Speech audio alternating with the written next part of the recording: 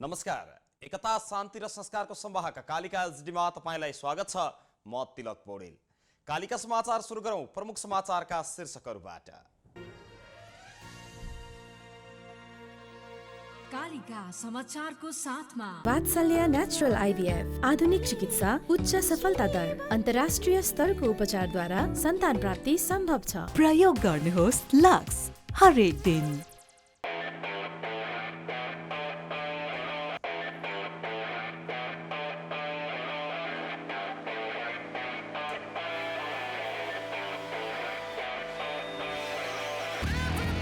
यस Yamaha नेपालको अति लोकप्रिय motorcycle Hero super Splendor. Bond Bright Beauty।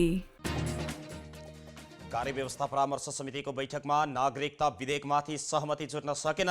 प्रतिनिधि सभाको बैठकबाट पारित गर्ने सम्भावना।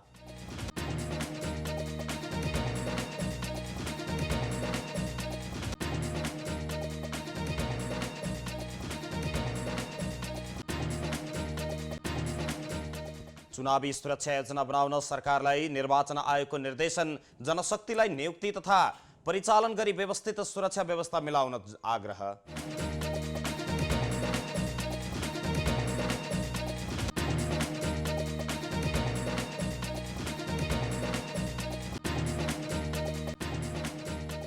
चीनमा लामो समयको खडेर र तापक्रम वृद्धिले जनजीवन प्रभावित बन्दै कृत्रिम वर्षाबाट समाधान खोज्ने प्रयास।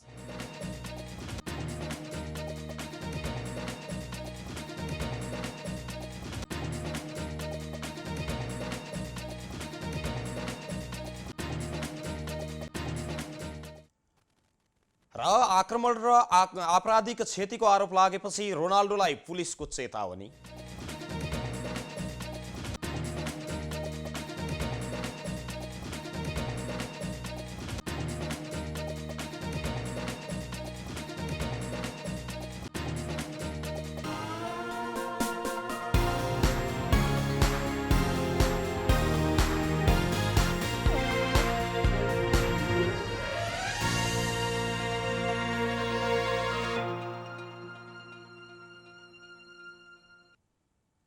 कालिका समाचार सुरु गरौं राष्ट्रिय समाचारबाट। प्रतिनिधि सभाको बैठक जारी छ। बैठकको शून्य समयमा अहिले सांसदहरूले आफ्नो धारणा राख्दैछन्। आजको बैठकबाट राष्ट्रपति विद्यादेवी भण्डारीले पुनर्विचार गर्न भन्दै संघीय संसदमा फिर्ता पठाएको नागरिकता विधेयक पारित गर्ने सम्भावना बढेको छ। संसद बैठक अघि नागरिकता विधेयकका सहमति खोज्नका लागि भन्दै कार्य व्यवस्था परामर्श समितिको बैठक बसेको थियो। तर त्यो बैठकमा नागरिकता विधेयकका सम्बन्धमा सहमति भने जुट्न सकेन। सभामुख अग्निप्रसाद सापकोटाले नागरिकता विधेयक लगायतका विषयमा छलफल गर्न बोलाउनु भएको कार्य व्यवस्था परामर्श समितिको बैठकमा सत्तारूढ दलका प्रतिनिधिहरूले तत्काल पारित गर्नुपर्ने र फेरि राष्ट्रपतिकोमा प्रमाणीकरणका लागि पठाउनु पर्ने धारणा राखेका छन् भने प्रमुख प्रतिपक्षी दल नेकपा एमाले भने छलफल हुनुपर्ने बताएको छ। कांग्रेसका सचेतक मेन बहादुर विश्वकर्माले राष्ट्रिय जरुरी महत्त्वको विषय मानेर नागरिकता विधेयक आजकै प्रतिनिधि सभा बैठकबाट पारित गर्नुपर्ने जोड दिनुभयो। एमाले सांसद कृष्ण भक्त पोखरेलले अहिलेको अहिले पारित गरिहालौं भन्नुभन्दा राष्ट्रपतिले नागरिकता विधेयक फिर्ता पठाउनु भएपछि प्रधानमन्त्रीले सर्वदलीय बैठक बोलाएर छलफल गर्नुपर्ने बताउनुभयो। यस्तै एमाले नेता शेरबहादुर तामाङले सभामुख सापकोटाले नै नागरिकता विधेयकमाथि छलफल गर्नका लागि सर्वदलीय बैठक बोलाउनु पर्ने बताउनु भएको छ। आजको परामर्श समितिको बैठकमा यस सम्बन्धमा सहमति नजुटेपछि अहिले बसिरहेको संघीय संसदको प्रतिनिधि सभाको बैठकबाट यसलाई पारित गर्ने सम्भावना बलियो भएको छ।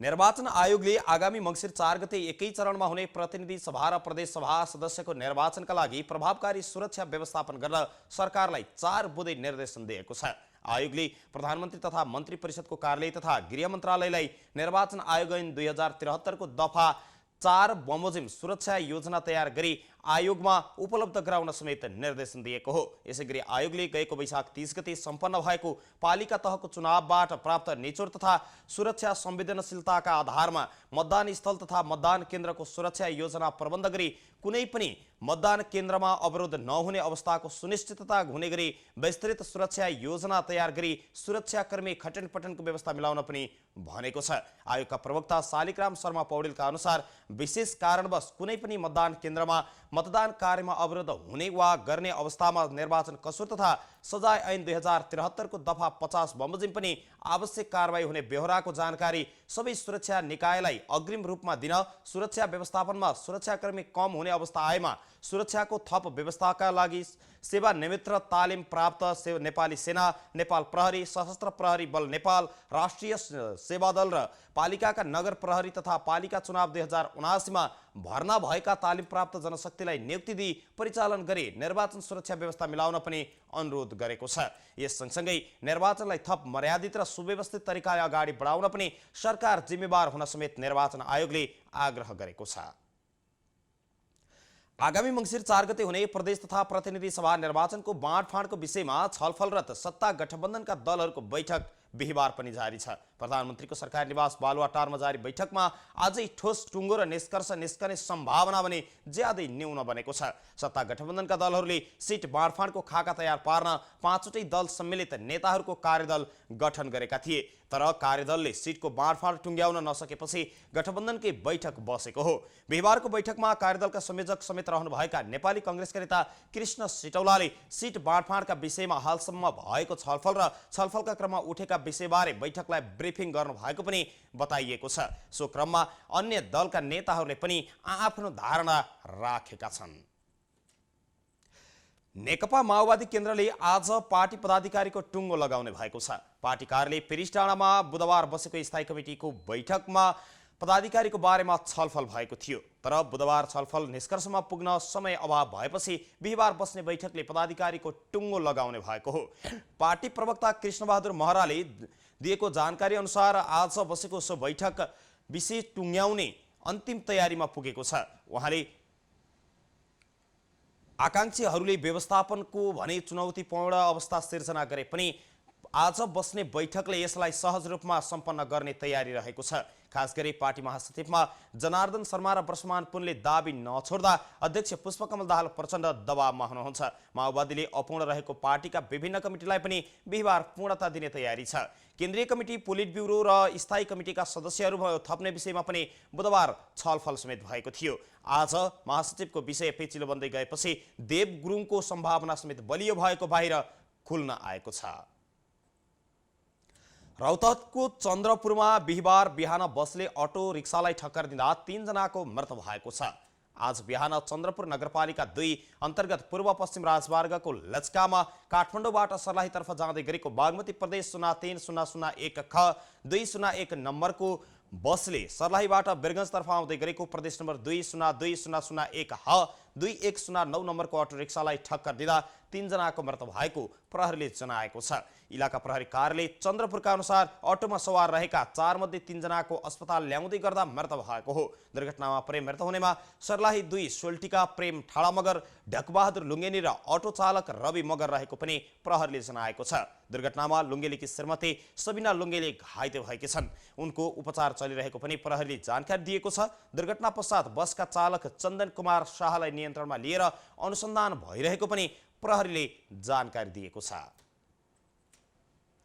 एकता, शान्ति र संस्कारको संवाहक कालिका एसडीमा प्रसारित कालिका समाचारमा पालो भएको छ विज्ञापनको, तर त्यसभन्दा अगाडि अहिले प्रसारित प्रमुख समाचारका शीर्षकहरू पुनः एकपटक। कालिका समाचारको साथमा वात्सल्य नेचुरल आइभीएफ आधुनिक चिकित्सा, उच्च सफलता दर, अन्तर्राष्ट्रिय स्तरको उपचारद्वारा सन्तान प्राप्ति सम्भव छ। प्रयोग गर्नुहोस् लक्स हरेक दिन।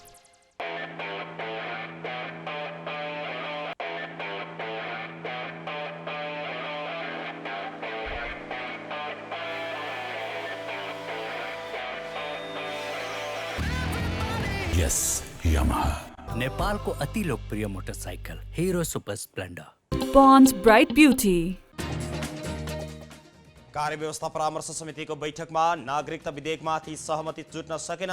प्रतिनिधि सभाको बैठकबाट पारित गर्ने सम्भावना बलियो।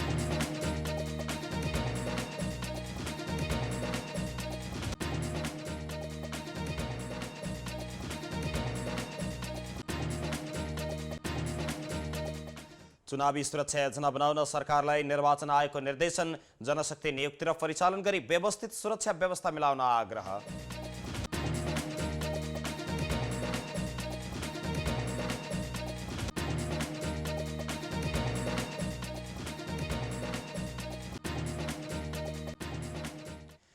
चीनमा लामो समयको खडेरी र तापक्रम वृद्धिले जनजीवन प्रभावित बन्दै कृत्रिम वर्षाबाट समाधान खोज्ने प्रयास।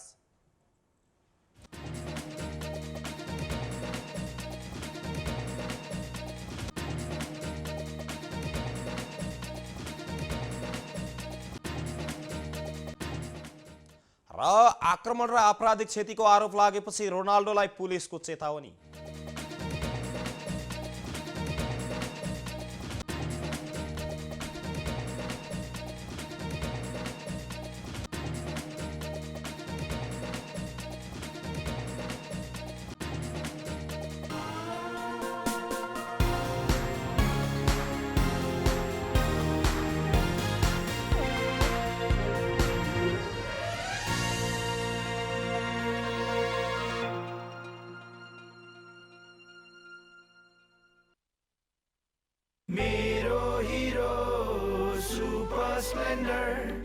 मेरो हिरो कति प्यारो अरू पनि होला राम्रो तर पनि मेरै हिरो प्यारो पहाडेर ओहो तर कति सुन्दर हाम्रो बाधा भने कति हो त्यसैले हिरो सुपर स्प्लेन्डर नै प्यारो घाम लागे हुन्छ धुलो पानी परे हिलो मैलो त्यसैले त हिरो सुपर स्प्लेन्डर नै प्यारो सबैलाई सुहाउँदो सुपर स्प्लेन्डर नै प्यारो। नेपालको अति लोकप्रिय motorcycle Hero super Splendor.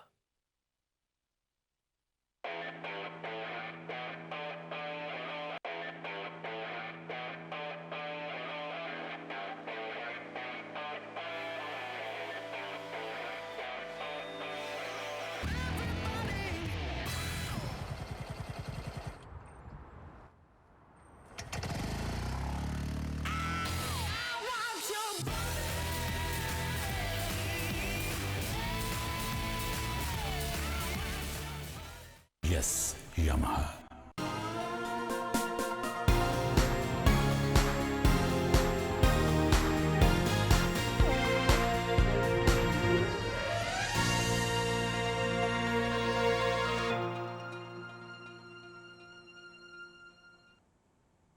विज्ञापनपछि Kalika समाचारमा पुनः स्वागत छ। अब स्थानीय समाचार। जिल्ला प्रशासन कार्यालय चितवनले नजिकै गरेको तीज पर्वमा भड्किलो र खर्चिलो कार्यक्रम नगर्न आग्रह गरेको छ। प्रमुख जिल्ला अधिकारी आसमान तामाङले आज एक विज्ञप्ति जारी गर्दै तीज मनाउने क्रममा भड्किलो र खर्चिलो कार्यक्रम नगर्न आग्रह गर्नुभएको हो। परामर्शले प्रशासन कार्यालयले परम्परा र सामाजिक रीतिरिवाजलाई निरन्तरता दिने तथा सम्वर्धन गर्ने गरी तीज मनाउन पनि आग्रह गरेको छ। सुसंस्कार कायम गर्ने कार्यमा राजनीतिक दल, नागरिक समाज, पेशागत सङ्घ संस्थाहरू, संसारकर्मी, महिला सञ्जाल तथा सम्पूर्ण जिल्लावासीहरूबाट सहयोगको अपेक्षा गरिएको सूचनामा उल्लेख गरिएको छ। कसैले तामझाम, तडक भडक र खर्चिलो हुने गरी तीज कार्यक्रम गरेर गराएमा कारबाही हुने समेत प्रशासनको चेतावनी छ। प्रशासनले पछिल्लो समय भड्किलो खर्चिलो कार्यक्रममा कमी आएको पनि जानकारी दिएको छ, तर यो क्रमलाई निरन्तरता दिन चुनौतीपूर्ण रहेको भन्दै यस्ता तीजको सन्दर्भ पारेर गरिने खर्चिला तथा भड्किला कार्यहरूलाई रोक्न पनि आग्रह गरेको छ। कालिका समाचारमा अब अर्थ समाचार।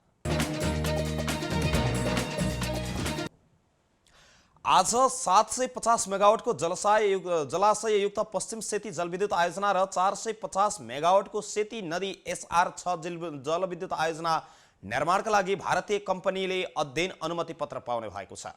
लगानी बोर्ड नेपालले प्रधानमन्त्री शेरबहादुर देउबाको उपस्थितिमा भारतीय कम्पनी NHPC लिमिटेड इन्डियालाई अध्ययन अनुमति पत्र दिने समझदारी पत्रमा हस्ताक्षर हुँदैछ। 23 साउनमा बोर्डले समझदारी पत्रको मस्यौदा स्वीकृत गरेको थियो। चिनिया कम्पनी 3 गर्जेजसँग सम्झौता तोडिएपछि अल्पत्र परेको आयोजना NHPCलाई दिन सरकारले गत चैत 2078बाटै गृह कार्य गरिरहेको थियो। प्रधानमन्त्री देउबाले स्थानीय तहको चुनाव अघि डडेलधुराको सदरमुकाममा आयोजित चुनावी सभामा नै यो विषय खुलाउनु भएको थियो। 750 मेगावाट क्षमताको जलाशययुक्त पश्चिम सेती जलविद्युत आयोजना निर्माणका लागि भारतसँग कुरा भइरहेको उहाँको प्रतिक्रिया थियो। अस्ट्रेलियन कम्पनी स्पेक र चिनिया कम्पनी 3 गर्जेजले समेत बनाउन नसकेको आयोजना भारतीय सरकारी कम्पनीले बनाउने आधार देखिएकाले यस्तो निर्णय भएको बोर्डले जानकारी दिएको छ।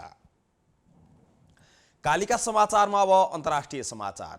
लामो खडेरीसँगै अभूतपूर्व तापक्रम वृद्धि भएपछि चिनिया अधिकारीहरूले कृत्रिम वर्षा गराउने प्रयास सुरु गरेका छन्। देशको मध्य तथा दक्षिण पश्चिम क्षेत्रमा चिनिया विमानहरूले आकाशमा बादलका सिर्जना गर्ने सिल्भर अर्थोडाइड रडहरू विस्फोट गराएका छन्। चुरोटका खिल्ले जस्ता देखिने ती रडहरू आकाशमा देखिएका बादलभित्र विस्फोट गराएर त्यसबाट वर्षा गराउने प्रयास भएको हो। यद्यपि त्यसको परिणाम भने सन्तोषजनक नआएको चिनिया अधिकारीले बताएका छन्। खडेरीले चीनको सबैभन्दा लामो याङ्से नदीमा पानीको सतह अहिलेसम्मकै कम देखिएको छ भने ताल तलैयाहरूमा पनि पानी आधाभन्दा बढी घटेको छ, जसका कारण खानेपानीका मूलहरू सुकेर हाहाकार मच्चिने अवस्था आएको छ। नदीमा पानीको बहाव बढाउनका लागि केन्द्र र प्रान्तीय सरकारहरूले पनि विभिन्न क्रियाकलापहरू गरिरहेका छन्, तर त्यसको असर खासै देखा परेको छैन। चिनिया जलस्रोत मन्त्रालयले याङ्से नदीमा जल सतह घट्दा जनजीवन नराम्रोसँग प्रभावित भएको र त्यसबाट खाद्यान्न उत्पादनमा समेत गम्भीर असर गरेको बताएको छ। कालिका समाचारमा अब खेल समाचार।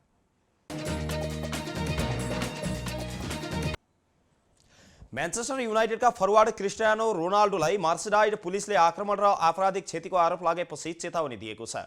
गत सिजनको अन्त्यतिर एभर्टन विरुद्ध खेलमा उनले समर्थकको रेसले फोन फ्याँकेर फुटाइदिएपछि आरोप लागेको थियो।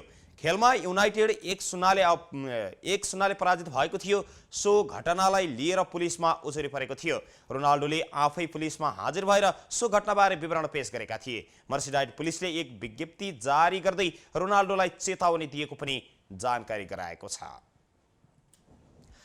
एकता शान्ति र संस्कारको संवाहक कालिका एचडीमा अहिले प्रसारित कालिका समाचारको अन्त्यमा अहिले प्रसारित प्रमुख समाचारका शीर्षकहरू पुनः एकपटक। कालिका समाचारको साथमा वात्सल्य नेचुरल आइभीएफ आधुनिक चिकित्सा उच्च सफलता दर अन्तर्राष्ट्रिय स्तरको उपचारद्वारा सन्तान प्राप्ति सम्भव छ। प्रयोग गर्नुहोस् लक्स हरेक दिन।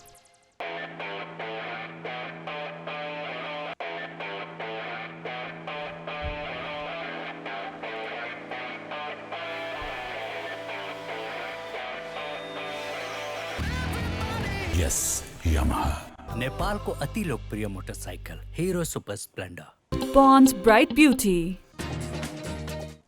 कार्यव्यवस्था परामर्शको समितिको बैठकमा नागरिकता विधेयकमाथि सहमति जुट्न सकेन। प्रतिनिधि सभाको बैठकबाट पारित गर्ने सम्भावना बलियो।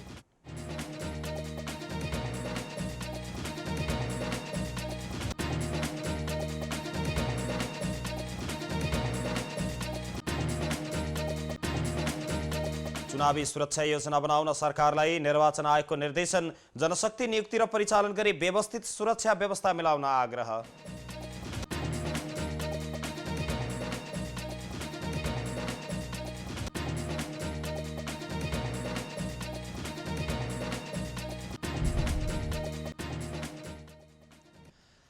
लामो समयको खडेरी र तापक्रम वृद्धिले चीनको जनजीवन प्रभावित बन्दै कृत्रिम वर्षाबाट समाधान खोज्ने प्रयास।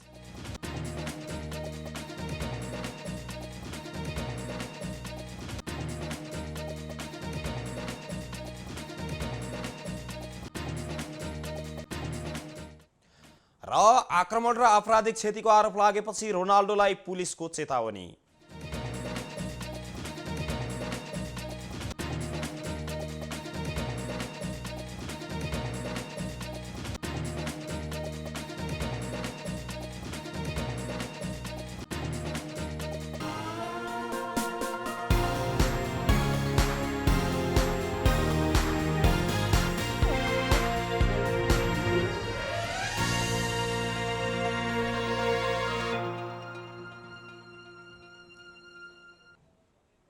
यो सँगै एकता शान्ति र संस्कारको संवाहक कालिका एचडीमा अहिले प्रसारित कालिका समाचार अहिलेका लागि यति नै।